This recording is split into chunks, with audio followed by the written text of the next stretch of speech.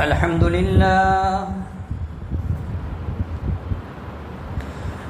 لله نحمده ونستعينه ونستغفره ونؤمن به ونتوكل عليه ونعوذ بالله من شرور أنفسنا ومن سيئات أعمالنا من يهده الله فلا مضل له ومن يضلله فلا هادي له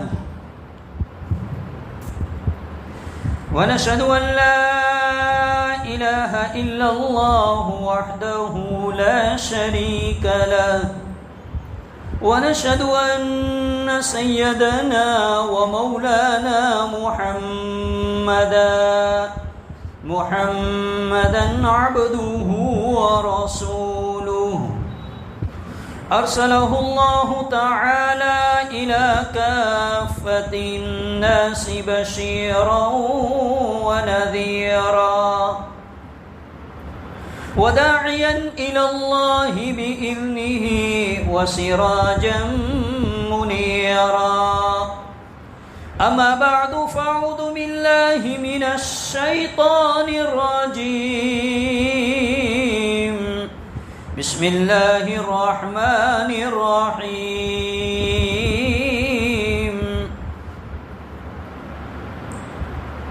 فاذكروني أذكركم واشكروا لي ولا تكفرون وقال الله تبارك وتعالى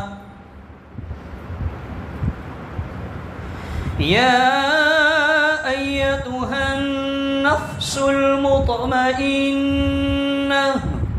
ارجعي إلى ربك راضية مرضية فادخلي في عبادي وادخلي جنتي صدق الله العظيم اللهم صل على محمد في أول كلامنا اللهم صل على محمد في أوسط كلامنا اللهم صل على محمد في آخر كلامنا بلغ العلا بكماله كشف الدجى بجماله حسنت جميع خصاله صلوا عليه وآله ایک مرتبہ درود شریف پڑھیں اللہم صل علی سیدنا مولانا محمد وبارک وسلم اللہ رب العزت نے انسان کو دو طریقے سے پیدا کیا ایک تو اس کا جسم بنایا اللہ نے انسان کا جسم بنایا مٹی سے جسم بنایا اس لیے اسے مٹی کے اندر جانا ہے اللہ نے ایک اس کے اندر روح ڈالی روح اللہ نے آسمانوں سے اتاری اللہ نے اپنے پاس سے بھیجی اس لیے مرنے کے بعد انسان کو جیسے ہی اس دنیا کو چھوڑے گا اس کی روح کو واپس اللہ کے پاس جانا ہے یہودیوں نے اللہ کے نبی صلی اللہ علیہ وسلم سے سوال کیا قرآن اسے ذکر کر رہا ہے 15ویں پارے کے اندر سورہ بنی اسرائیل کے آخر رکوع میں اللہ سے یہودیوں نے اللہ کے نبی صلی اللہ علیہ وسلم سے سوال کیا وَيَسْأَلُونَكَ عَنِ الرُّوحِ وہ آپ سے روح کے بارے میں پوچھتے کہ یہ روح کیا چیز ہے یہ کیسی ہے کیا چیز ہے تو اللہ نے اپنے نبی کے ذریعے سے کہلوایا کہ آپ ان سے کہہ دیجئے قُلِ الرُّوحِ مِنْ أَمْرِ رَبِّي وہ تو اللہ کا ایک حکم ہے کیسی ہے کیا ہے یہ کسی کو پتہ نہیں بعض چیزیں ایسی ہے جس کا علم صرف اللہ ہی کے پاس ہے اللہ کے علاوہ کوئی نہیں جانتا۔ تو یہ روح کا مسئلہ بھی ایسا ہے کہ یہ کیسی ہے، اور انسان کو زیادہ اس میں پڑھنا بھی نہیں چاہیے۔ جیسے کہ تقدیر کے باب میں روایتوں کے اندر آتا ہے کہ ایک مرتبہ اللہ کے نبی صلی اللہ علیہ وسلم تشریف لائے، دیکھا کہ صحابہ کرام رضوان اللہ تعالی علیہ مجمعین مسجد نبوی میں بیٹھے ہوئے تھے اور آپس میں تقدیر کے باب میں بحث کر رہے تھے، گفتگو کر رہے تھے آپس میں تقدیر کے باب میں۔ اللہ کے نبی صلی اللہ علیہ وسلم نے جب صحابہ کی یہ گفتگو سنی، اللہ کے نبی غصے ہو گئے اور فرمایا کہ تقدیر کے باب میں بحث مت کرو ورنہ خطرہ ہے کہ ایمان چلا جائے گا۔ ہمیں تو ایمان والے کا تو یقین ہی یہ ہے تقدیر پر کہ جو کچھ ہوتا ہے، جو کچھ کرنا ہے وہ اللہ کرتا ہے۔ ایمان مفصل میں یہی بتلایا جاتا ہے، آمنت باللہ وملائکتہ وکتبہ ورسلہ والیوم الآخر والقدر خیرہ وشرہ من اللہ تعالی۔ اچھی اور بری جو کچھ یہ ساری چیزیں، یہ تقدیر کا مسئلہ ہے، یہ اللہ کی طرف سے ہے، اللہ کو اس کا علم ہے۔ تو یہ روح یہ بھی اللہ کی طرف سے ہے، اس کا علم اللہ۔ یہودیوں کے ایک بہت بڑے عالم عبداللہ ابن السلام بعد میں ایمان لے آئے رضی اللہ تعالیٰ عنہ، ان کے ایمان لانے کا بھی بڑا عجیب واقعہ ہے۔ اللہ کے نبی صلی اللہ علیہ وسلم کی خدمت میں حاضر ہوئے حضرت عبداللہ ابن السلام رضی اللہ تعالیٰ عنہ، ایمان نہیں لائے تھے، اللہ کے نبی کی خدمت میں حاضر ہوئے اور آ کر کہنے لگے، چونکہ ان کی جو کتابیں تھیں ما قبل کی ان کی کتابیں تھیں، اس کے وہ بہت بڑے جاننے والے تھے، عالم تھے، اور ان کی کتابوں میں یہ ساری باتیں لکھی ہوئی تھی آخری نبی صلی اللہ علیہ وسلم کے بارے میں اور آخرت کے باب میں، یہ ساری چیزیں لکھی ہوئی تھی۔ تو عبداللہ ابن السلام رضی اللہ تعالیٰ عنہ اللہ کے نبی کی خدمت میں آئے اور کہنے لگے، میرے 3 سوال ہے، اگر 3 سوال کے آپ نے صحیح جواب دے دیے تو میں آپ کو نبی برحق مانوں گا اور آپ پر ایمان لے آؤں گا۔ اس میں سے پہلا سوال کیا، اللہ کے نبی سے پہلا سوال کر رہے عبداللہ ابن السلام رضی اللہ تعالیٰ عنہ کہ قیامت کی سب سے پہلی نشانی کیا ہے؟ اللہ کے نبی سے سوال کیا، سوال نمبر 1، قیامت کی سب سے پہلی نشانی کیا ہے؟ دوسرا سوال، اللہ تبارک و تعالی جنت کے اندر جنتیوں کو سب سے پہلا کون سا کھانا کھلائے گا؟ یہ دوسرا سوال میرا۔ اور تیسرا سوال کہ بچہ جب پیدا ہوتا ہے، چاہے لڑکا ہو یا لڑکی، پیدا ہوتا ہے تو وہ ماں کے مشابہ کب ہوتا ہے اور باپ کے مشابہ کب ہوتا ہے؟ بڑے عجیب و غریب سوال کیے۔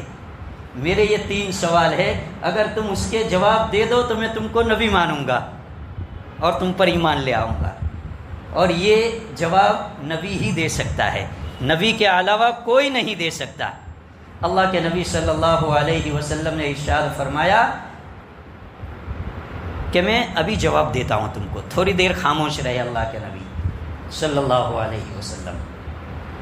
اور اس کے بعد اللہ کے نبی صلی اللہ علیہ وسلم عبداللہ ابن سلام رضی اللہ تعالیٰ عنہ کی طرف متوجہ ہوئے اور کہنے لگے، ابھی میرے پاس جبرائیل علیہ السلام آئے، جبرائیل علیہ السلام آئے اور انہوں نے مجھے تمہارے سوال کے جواب بتلائے۔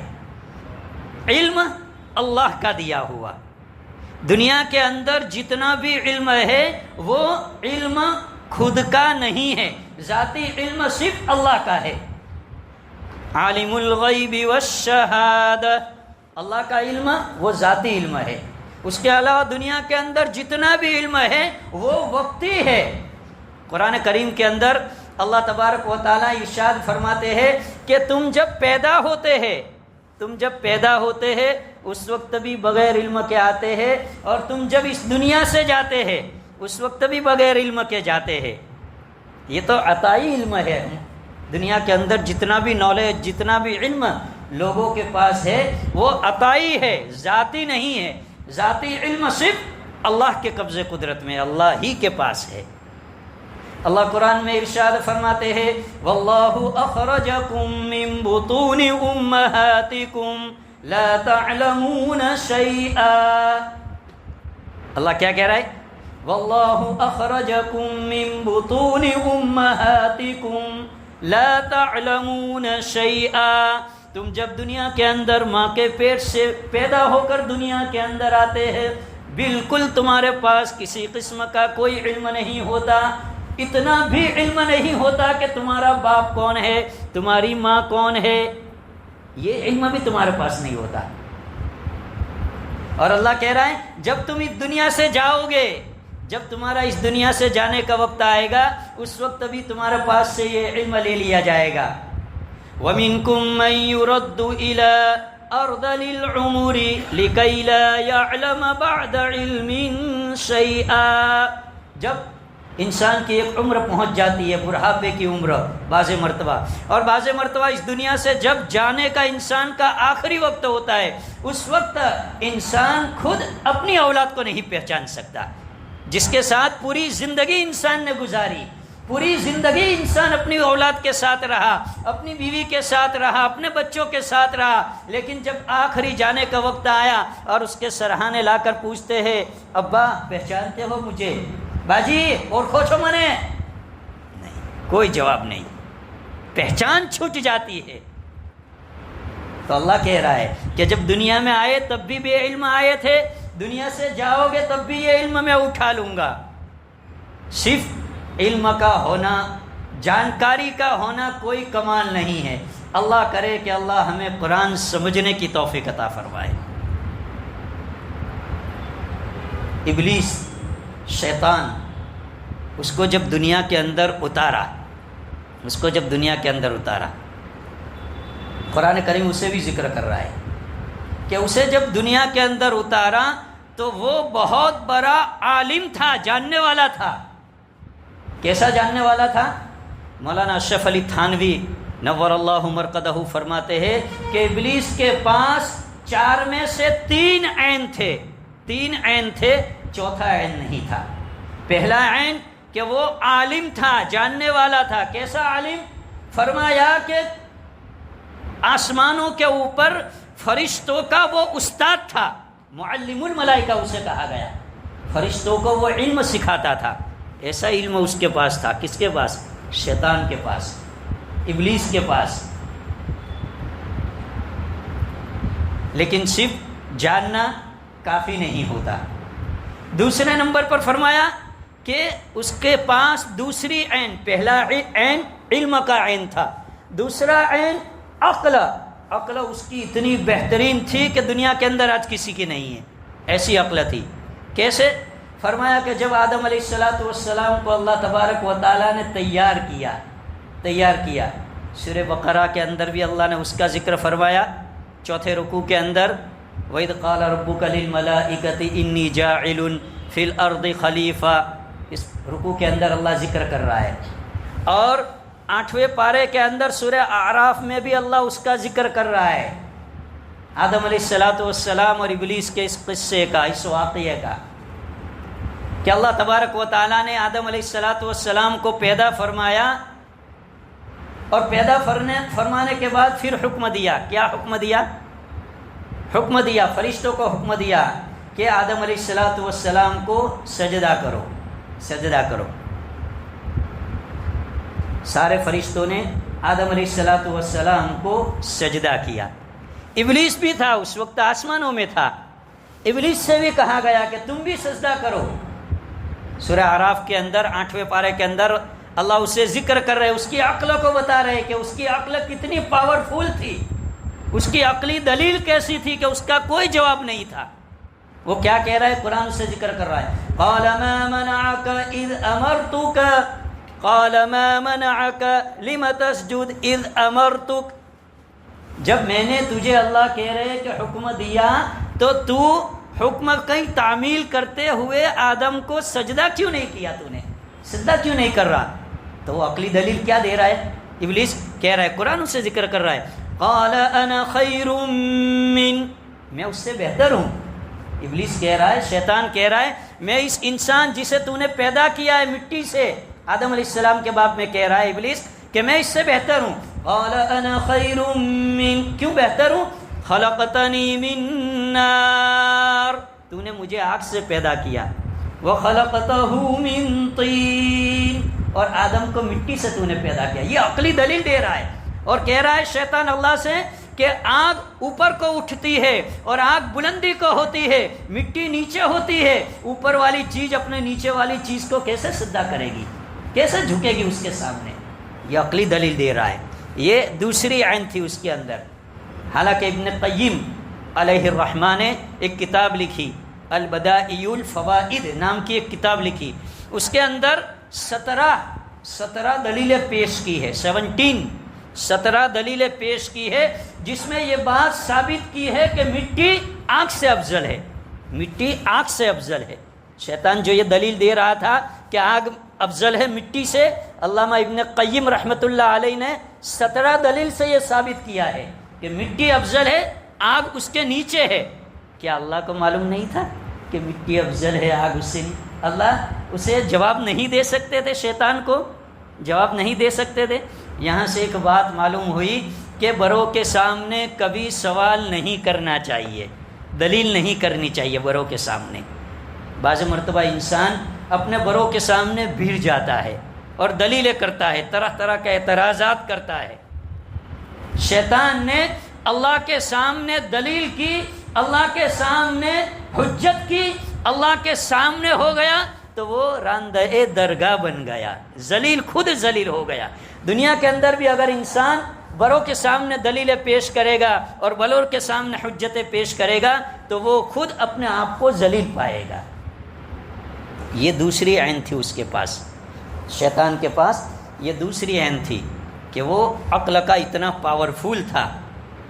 اب یہاں سے پھر تیسری عین اس کے پاس تھی کہ وہ بہت بڑا عابد تھا، عبادت گزار تھا۔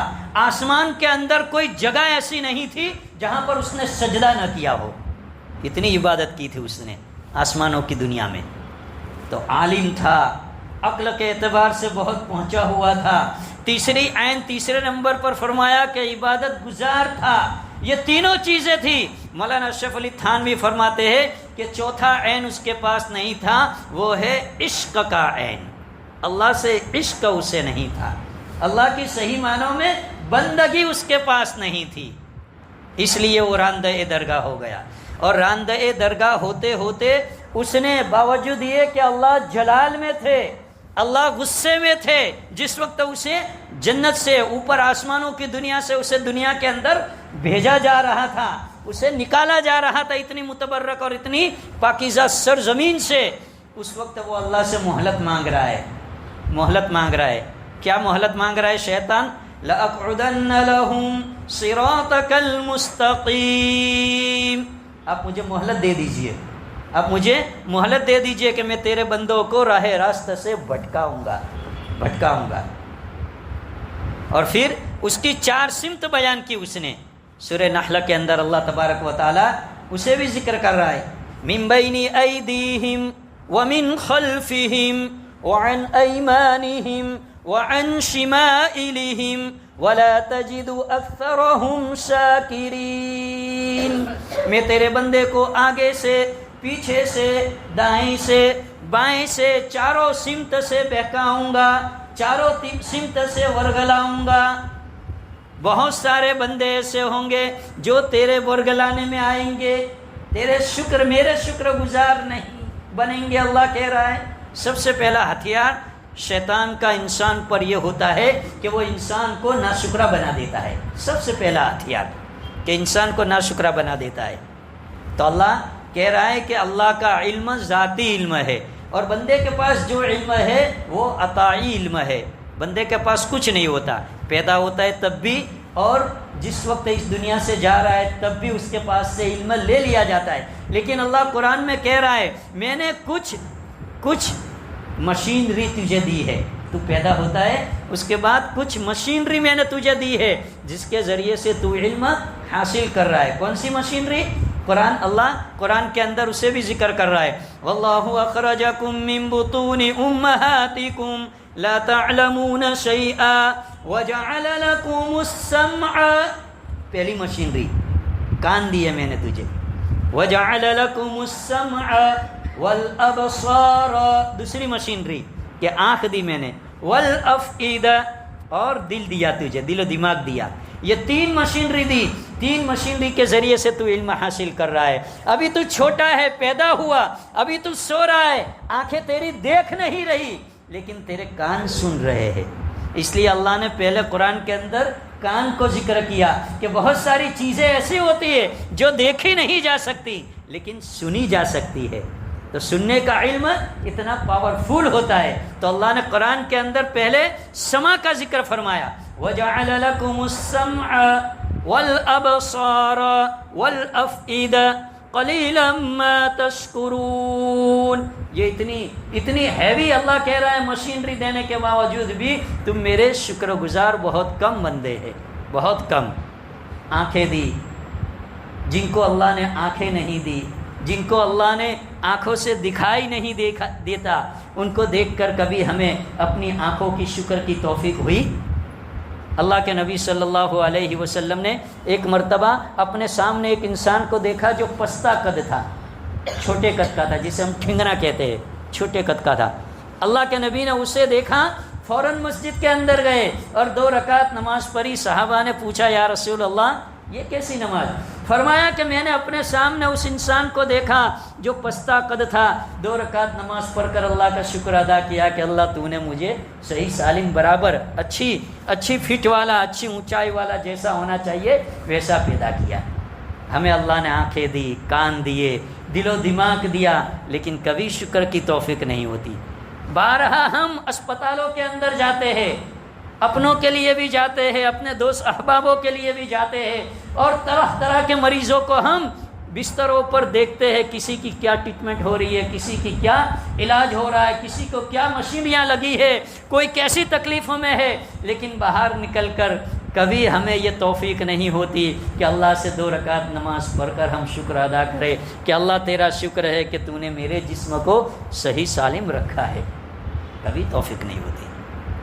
تو عبداللہ ابن سلام رضی اللہ تعالیٰ عنہ کا بات میں نے نقل کی شروع کے اندر کہ 3 سوال کیے. پہلا سوال کون سا کیا کہ قیامت کی پہلی نشانی کون سی ہے؟ اللہ کے نبی صلی اللہ علیہ وسلم نے ارشاد فرمایا قیامت کی پہلی نشانی ایک روایت کے مطابق ملک شام اور ایک روایت کے مطابق ایک اور جگہ کا ذکر ہے، وہاں سے ایک آگ نکلے گی، ایک آگ نکلے گی. اب اس کے 2 مطلب ہے، یا تو وہ ظاہری آگ ہوگی، ظاہری آگ ہوگی، یا یہ کہ وہ گناہوں کی آگ ہوگی. وہ نکلے گی، اس کے بعد قیامت کی دوسری نشانیاں ظاہر ہوگی، اور وہ آگ ایسی بھڑکیلی ہوگی اور ایسی بلند ہوگی. اللہ کے نبی کہہ رہے ملک شام اور مدینۃ المنورہ ہزاروں میل کا فاصلہ ہے. فرمایا ملک شام میں وہ آگ نکلے گی، ایسی شعلہ زن ہوگی، ایسی بھڑکیلی ہوگی کہ اس کی روشنی مدینہ منورہ میں بیٹھ کر دیکھی جائے گی. اتنی بھڑکی ہوئی آگ ہوگی وہ. یہ قیامت کی پہلی نشانی اللہ کے نبی نے عبداللہ ابن السلام کے سوال کے جواب میں فرمایا. دوسرا سوال حضرت عبداللہ ابن السلام رضی اللہ تعالیٰ عنہ نے عرض کیا تھا کہ یا رسول اللہ جنت کے اندر سب سے پہلا کھانا جنتی کا کون سا ہوگا؟ اللہ کے نبی صلی اللہ علیہ وسلم نے ارشاد فرمایا کبید الحوت، مچھلی کے جگر کے کباب اللہ جنت کے اندر جنتیوں کو سب سے پہلے کھلائے گا. مچھلی تو بہت کھاتے ہیں، اب جگر دیکھا مچھلی کا؟ ہم نے مچھلی کا جگر ہی نہیں دیکھا. اللہ کہہ رہا ہے، اللہ کے نبی نے کہا کہ مچھلی کے جگر کے کباب اللہ بنائے گا جنت کے اندر، اور جنتیوں کو سب سے پہلے وہ کباب کھلائے گا. اور کباب کب کھاتے ہیں؟ ناشتے کے اندر ہم وہ کھاتے ہیں، کھانے کے اندر کباب نہیں کھاتے، ناشتے میں کھاتے. معلوم ہوا کہ جنتیوں کا استقبال ناشتے سے کرائے گا اللہ، اور اس ناشتے میں اللہ تبارک و تعالی جنتیوں کو مچھلی کے جگر کے کباب کھلائے گا. اللہ تبارک و تعالی ہم تمام کو بھی جنت کی اس نعمت سے لطف اندوز ہونے کی توفیق عطا فرمائے. اللہ تبارک و تعالی ہم تمام کو بھی جنت میں داخلہ نصیب فرمائے، اور اللہ تبارک و تعالی ہم تمام کی اللہ کے قہر سے، اللہ کی پکڑ سے، اللہ کے عذاب سے حفاظت فرمائے. ایک بار جنت میں چلے گئے پھر بات ختم، سب کچھ ملے گا جنت کے اندر. تو یہ دوسرا سوال عبداللہ ابن السلام کا. اور تیسرا سوال کہ بچہ ماں کے مشابہ کب ہوتا ہے اور باپ کے مشابہ کب ہوتا ہے؟ دنیا کی ساری سائنس میرے نبی کے قدموں میں۔ سائنس کیا کہتی ہے؟ سائنس کچھ نہیں بتاتی، کچھ نہیں بتاتی۔ ساری سائنس دنیا کی قدموں میں۔ سائنس آج آئی، آج سے 1447 1450 سال پہلے کہاں سائنس تھی؟ میرا نبی اوپر سے لے کر بول رہا ہے۔ فرمایا دو چیزیں بتلائی اللہ نے۔ پہلی چیز اللہ کے نبی نے اس سوال کے جواب میں بتلائی کہ لڑکا کب پیدا ہوتا ہے اور لڑکی کب پیدا ہوتی ہے۔ عبداللہ ابن سلام نے سوال کیا تھا کہ ماں کے مشابہ کب ہوتا ہے اور باپ کے مشابہ اولاد کب ہوتی ہے۔ اللہ کے نبی نے پہلے فرمایا کہ جب ماں کے رحم کے اندر اگر باپ کا پانی پہلے گیا تو لڑکا پیدا ہوگا، اور ماں کے رحم کے اندر اگر ماں کا پانی پہلے جائے گا تو لڑکی پیدا ہوگی۔ یہ لڑکا اور لڑکی کا فیصلہ کیا، لڑکا اور لڑکی کا فیصلہ کیا۔ آج کل کا تھوڑا سا دنیا کا نالج رکھنے والا انسان یہ کہہ رہا ہے کہ آج کل تو مشینری بھی بتا دیتی ہے کہ میل ہے کہ فیمیل ہے ماں کے پیٹ کے اندر۔ مشینری بتا دیتی ہے، لیکن یہ بتاتی ہے کہ یہ اچھا ہوگا یا برا، اس کی عمر کتنی ہوگی یہ بتاتی ہے، یہ کالا ہوگا یا گورا یہ بتاتی ہے مشینری۔ دنیا کی ساری سائنس میرے نبی کے قدموں میں ہے، اور آج سائنس اقرار کر رہی ہے جو میرے نبی 1400 سال 1450 سال پہلے کر کے گئے، وہ آج سائنس اقرار کرتی جا رہی ہے، اقرار کر رہی ہے۔ قرآن میں اللہ نے سب کچھ بیان کر دیا ہے، اور میرا نبی سب کچھ بتلا کر گیا ہے۔ تو فرمایا کہ ماں کا رحم کے اندر اگر باپ کا پانی پہلے گیا تو بچہ پیدا ہوگا، لڑکا پیدا ہوگا۔ ماں کا پانی پہلے گیا تو لڑکی پیدا ہوگی۔ باپ کا پانی اگر ماں کے رحم کے اندر زیادہ ہے تو وہ بچہ باپ کے مشابہ ہوگا۔ یہ عبداللہ ابن سلام نے جو سوال کیا تھا اللہ کے نبی کو، کیا پیدا ہونے والی اولاد کس کے مشابہ ہوگی؟ فرمایا ماں کے رحم کے اندر باپ کا پانی زیادہ ہے تو بچہ باپ کے مشابہ ہوگا، چاہے وہ لڑکا ہو یا لڑکی، وہ باپ پہ پڑے گی، اس کے مشابہ ہوگی۔ اور اگر ماں کے رحم کے اندر ماں کا پانی زیادہ پہنچا ہوا ہے تو وہ پیدا ہونے والا لڑکا اور لڑکی ماں کے مشابہ ہوگی۔ یہ اللہ کے نبی صلی اللہ علیہ وسلم نے عبداللہ ابن سلام نے جو سوال کیے اس کے جواب بتلائے۔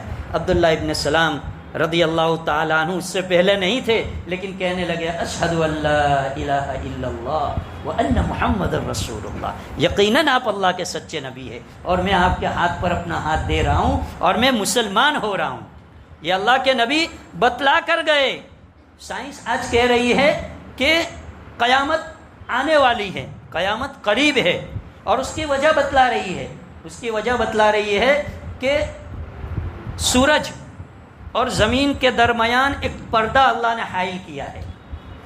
سورج اور زمین کے درمیان اللہ نے ایک پردہ حائل کیا ہے۔ سائنس کہہ رہی ہے کہ وہ پردہ پھٹ چکا ہے، جس کی وجہ سے دنیا کے اندر آج زیادہ گرمی پڑ رہی ہے، تپش زیادہ آ رہی ہے۔ اور اس کا مشاہدہ ہے کہ بہت سارے ہمارے بیرون ممالک، باہر کے جو دیش ہے، جو بہت ٹھنڈے دیش کہے جاتے تھے، ٹھنڈے ملک جسے کہا جاتا تھا، ان ملکوں کے اندر بھی وہاں کے لوگ اس بات کو آج محسوس کر رہے ہیں کہ ہمارے ملک کے اندر بھی گرمی بہت زیادہ پڑ رہی ہے۔ حالانکہ پہلے ان کے جملے یہ تھے کہ ہمارے ملک تو بہت ٹھنڈا ہے، گرمی کا نام و نشان نہیں ہے، لیکن اب وہ بھی اس بات کا اقرار کر رہے ہیں کہ ہمارے ملک کے اندر گرمی سخت پڑ رہی ہے۔ کیا وجہ ہوئی؟ کہ وہ جو پردہ تھا وہ پردہ پھٹ چکا ہے، اور وہ پردہ اللہ نے اس لیے رکھا تھا کہ سورج کی تپش اور سورج کی گرمی اتنی ساری ہے کہ اگر اسے براہ راست بغیر پردے کے دنیا پر ڈالا جائے تو دنیا جل کر خاک ہو جائے، اس لیے اللہ نے وہ پردہ رکھا ہے درمیان کے اندر۔ سائنس کہہ رہی ہے کہ وہ پردہ پھٹ چکا ہے، قرآن نے تو پہلے ہی ذکر کر دیا ہے، میرا نبی پہلے ہی بتلا کر گیا ہے۔ اس لیے ضرورت ہے ہمیں کہ نبی کے طریقوں کے مطابق اپنی زندگی لاؤ، نبی کی سنتوں کے اوپر اپنی زندگی لاؤ، نبی کی محبتوں پر اپنی زندگی لاؤ، نبی سے سچی محبتیں رکھو۔ اللہ کے نبی جو اس دنیا سے بتلا کر گئے ہیں اس کے مطابق اپنی زندگیاں گزارو۔ دو راستے اللہ نے بتلائے ہیں، اللہ نے ٹاپک دیے ہیں، دو چیزیں اللہ نے دی ہے۔ ایک چیز اللہ کیا کہہ رہا ہے؟ فاذکرونی اذکرکم، اگر تم مجھے یاد کرو گے تو میں تمہیں یاد کروں گا. تم مجھے دنیا کے اندر دنیا کی محفلوں میں یاد کرو گے، میں تمہیں اس دنیا کی محفل سے بہتر فرشتوں کی مجلسوں میں تمہارا ذکر کروں گا. فاذکرونی اذکرکم.